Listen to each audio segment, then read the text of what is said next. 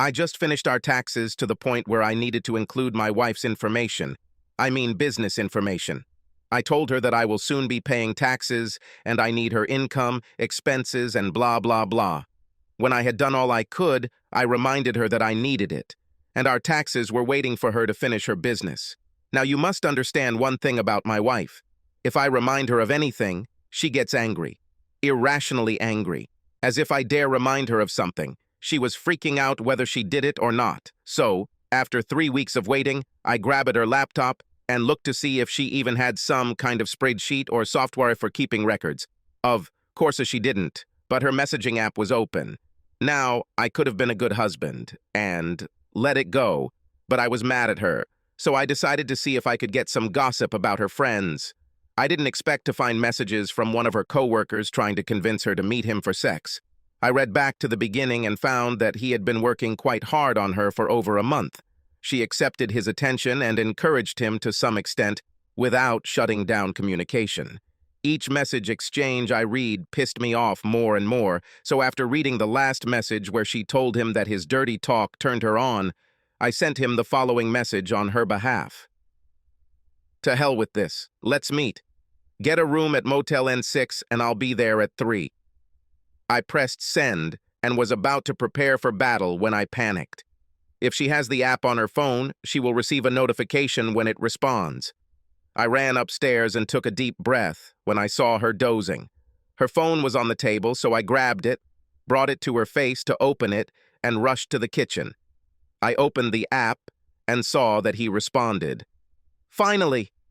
You won't be able to walk when I'm done with you. Obviously, I'm dealing with some real romantic shit.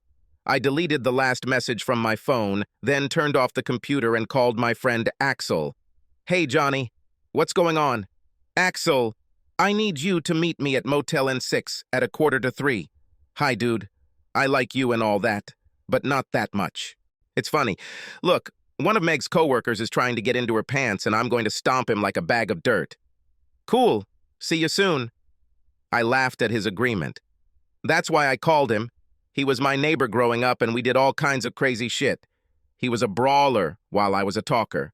I could talk my way out of any situation, but Axel could beat the snot out of anyone.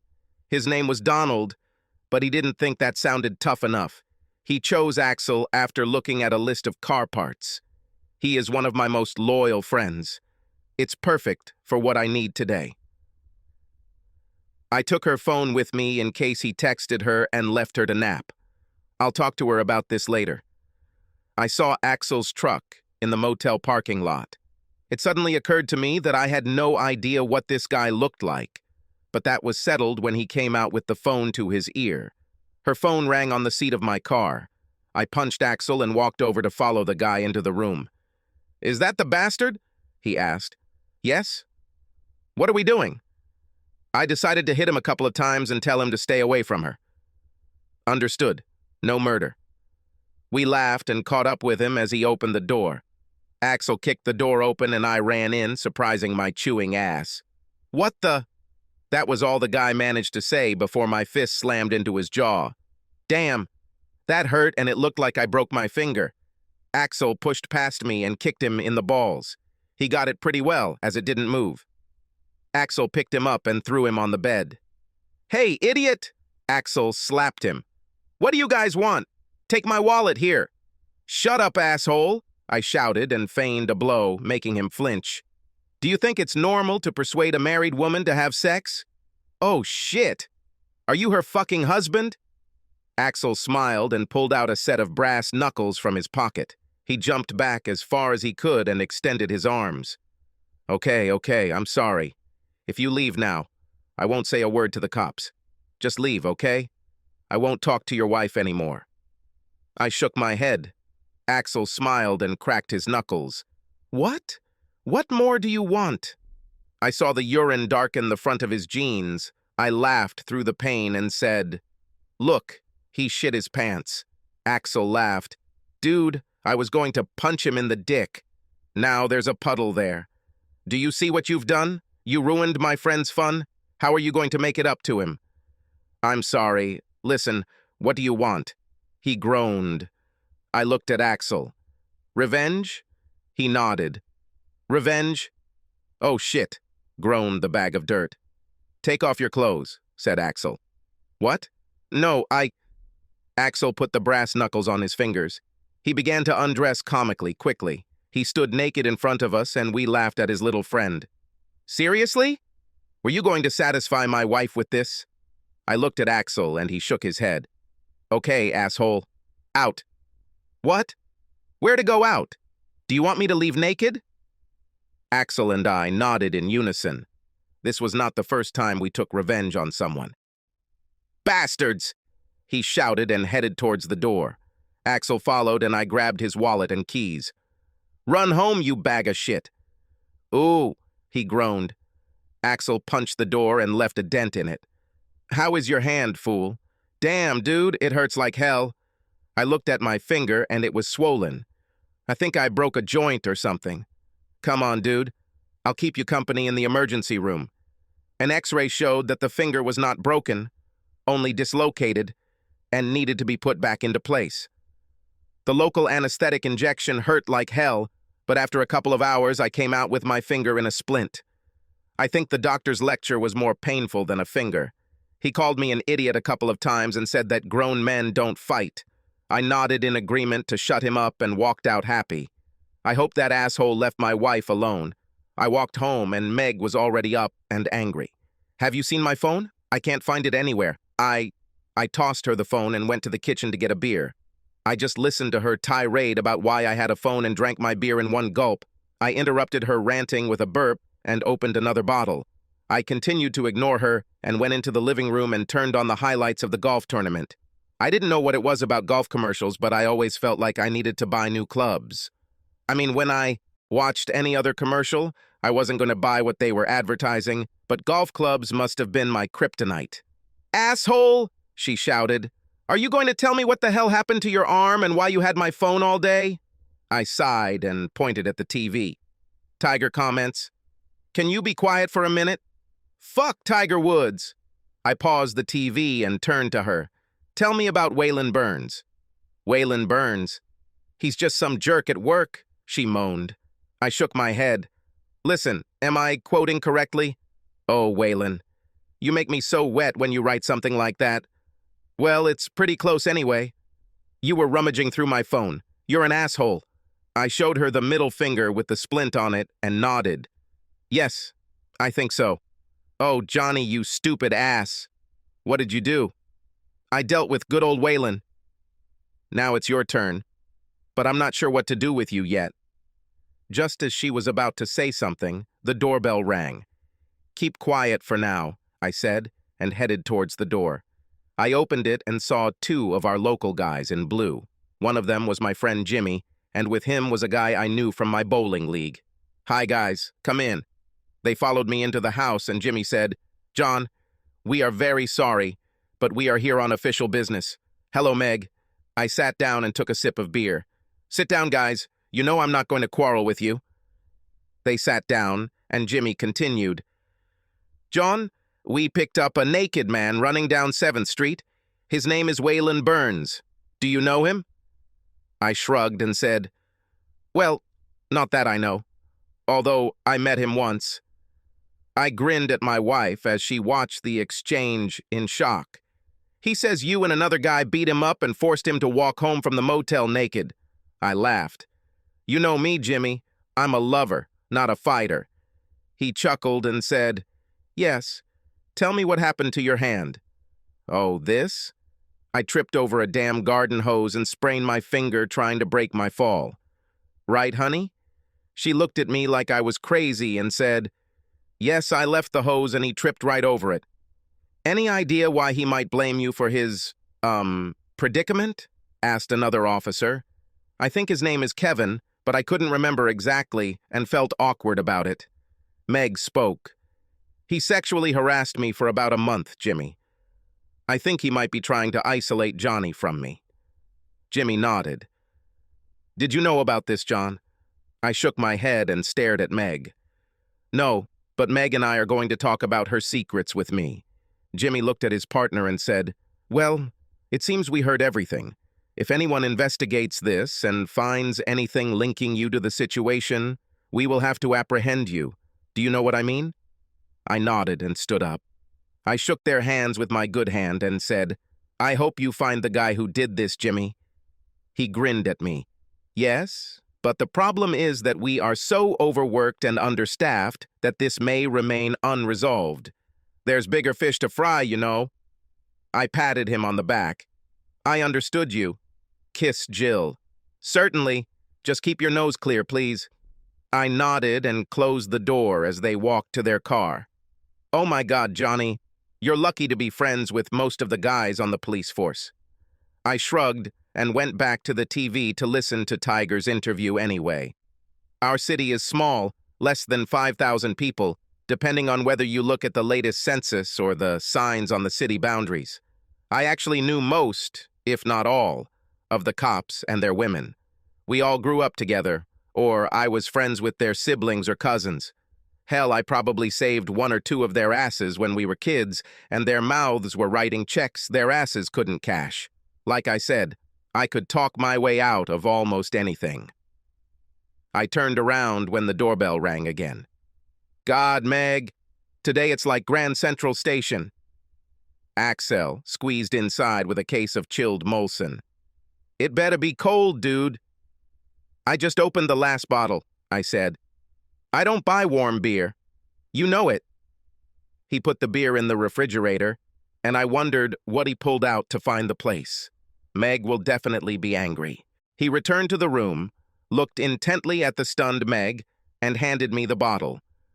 Who were the blue ones who were leaving when I arrived? Jimmy and I think Kevin. Oh? How are Jill and the kids? Don't know. He, however, interrogated me about our fun this afternoon. Yeah? Yes. Well, since you're still sitting here, it means everything is fine with us. He grinned. I nodded. We're fine if there are no cameras in the motel. I didn't see any cameras. Me too.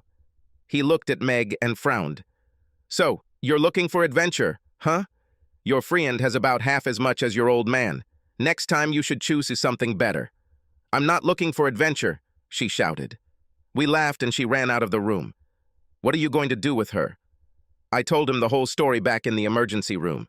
He told me to either kick her out or have her greet me at the door every day with gifts below her waist. I liked the last option better. Oh shit, Tiger turned on. Take a break, fool. I laughed and said, no problem. Tiger had already been dodging questions for 10 minutes. Are you coming back or retiring? When Meg returned to the room. Meg, could you get me another beer, baby? Axel asked, shaking the empty bottle. Meg was about to tell him where to put the bottle when she saw the brass knuckles he was twirling on his fingers. These are completely new. I wanted to give them a test run with this guy today. Take them away, buddy. She's not impressed, I grinned. I just wanted to make a point, he sighed, putting them in his pocket. She needs to know that we are not going to put up with her cheating.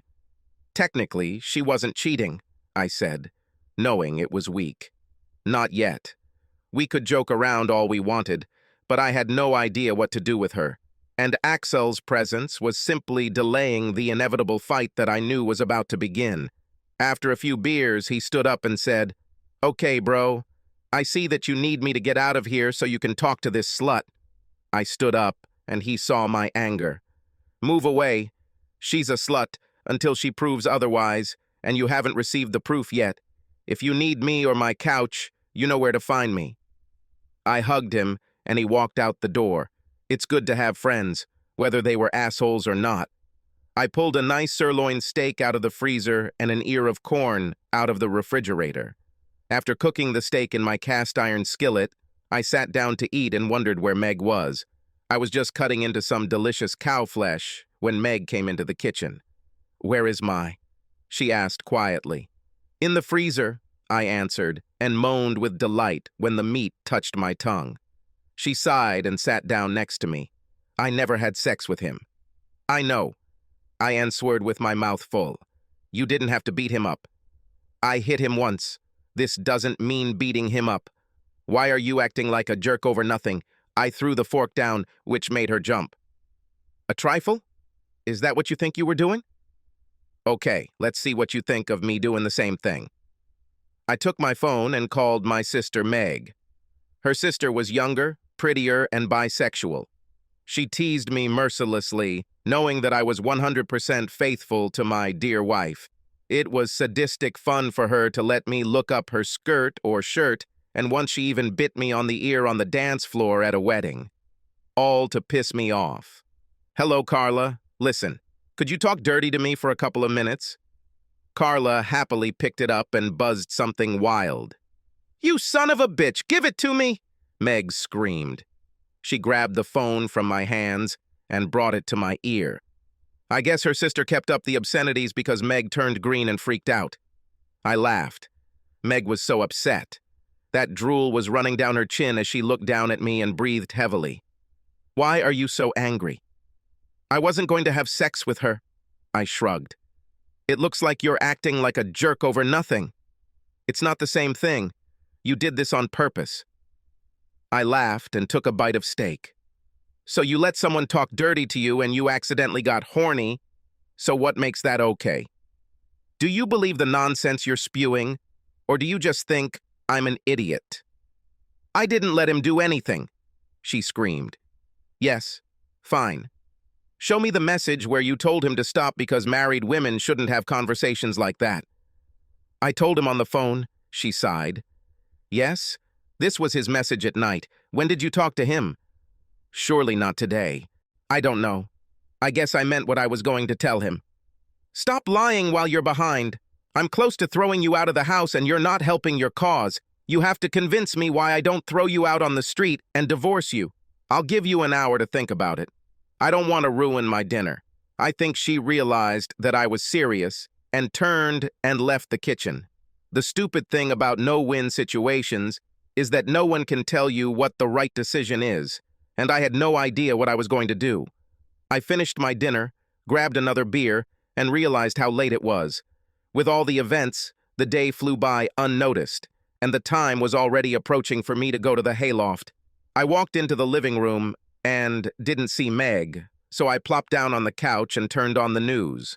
While some pretty blonde was telling me about truckers blocking the roads, Meg walked in. John? Oh, I knew she was serious. She never called me John. I looked at her and said nothing. John? Oh, Johnny. I don't know what to do, baby. I swear, I have never cheated and would never cheat. I guess I was just delighted that someone was interested in me and didn't stop him in time. Did you understand this? How do I know you won't succumb to his charms in the end? She sat down and cried. All her previous indignant anger disappeared. Honey, you have to believe me. I know you don't trust me, but trust me, I've never lied to you. I don't even know that for sure. How do I know you haven't had an affair before and this is just another asshole? She dropped to the floor in front of me, knelt down and laid her head on my lap. I'm so sorry, tell me how to fix this. I'll do anything, I laughed. I'm glad you find this funny, she moaned. I feel bad. Well, Axel gave me an idea that I liked. How you can make it up to me. As for regaining my trust, damn if I know. I'll tell you what. Unlock your phone, give me all the passwords, and let me look at your correspondence. Maybe this will help if there is nothing else there. She slid up and hugged me. You will see that there are no other men there. Then she frowned. What? Well, you'll find me telling my girlfriends things that you might not like. Sorry, but I need to vent to someone when you're pissing me off. You'll find me calling you an asshole sometimes. But you will also see how much I tell my girlfriends that I love you. Fair enough. Lord knows, I also sometimes complain about you to my friends. We kissed a little and then she asked, Dear, what did Axel suggest I do to make amends to you? I smiled. You can start this right now. Subscribe to our channel so that your second chaff doesn't cheat on you, and go ahead and listen to the next story, because this story is nothing compared to the next one. If you're under 18, don't even think about listening to the next one.